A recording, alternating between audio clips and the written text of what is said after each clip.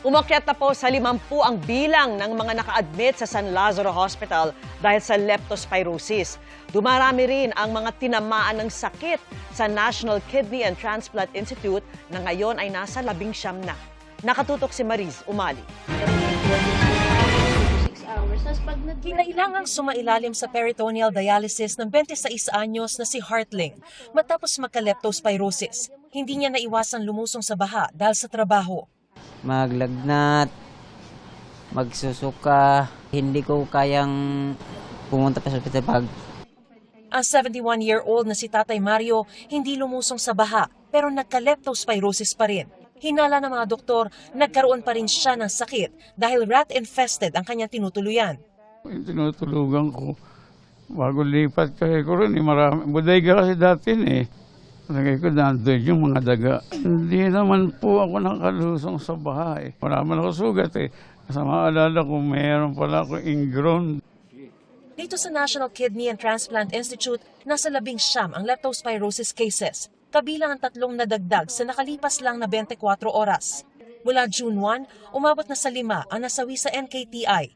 Pinakahuli ang isang nadagdag as of 4 p.m. na humantong daw sa pulmonary hemorrhage.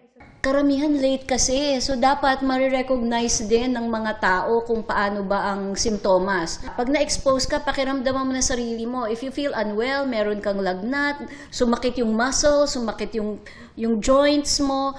Kasi malala na pag nanilaw ka na, malala na yon. Pag umihi ka ng medyo iba na ang kulay o kaya hindi ka umiihi, medyo malala na yon. Yun yung mga napupunta sa amin na severe cases na.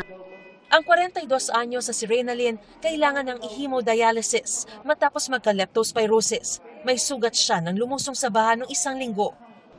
Nilalagnat na po ako, tapos mabigat yung pakiramdam ko na parang ayaw ko nang bumangon. Bakit po hindi kayo pumunta agad sa ospital? Ang isip ko lang ng trangkaso lang, baka dahil lang sa ulan. Dito sa San Lazaro Hospital, umabot na sa 50 ang bilang ng admitted cases ng leptospirosis. 24 ang nadagdag sa nakalipas na 24 oras. Alarming na sa amin ang 100% increase kasi hindi pa natin nakikita ang peak ng leptospirosis surge. Usually, ang leptospirosis may incubation period from 2 days to 30 days. 2 naitatalang nasawi dahil sa leptospirosis sa ospital. Paulit-ulit na paalala ng mga doktor, huwag na pong lumusong sa baha hanggat maaari. Sakali namang hindi maiwasan, agad na kumonsulta sa doktor o magpadala agad sa ospital kahit na simpleng sintomas lang ang maramdaman.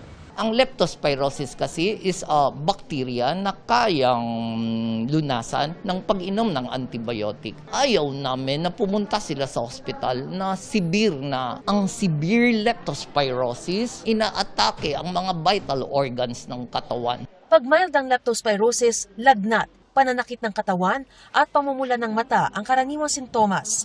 Pag malubha na, ang mga senyales ay pagdahak ng dugo, paninilaw ng mata at pagkonti ng ihi. Pwede ring maagapan ng gamot gaya ng doxycycline na kailangang ireseta ng doktor.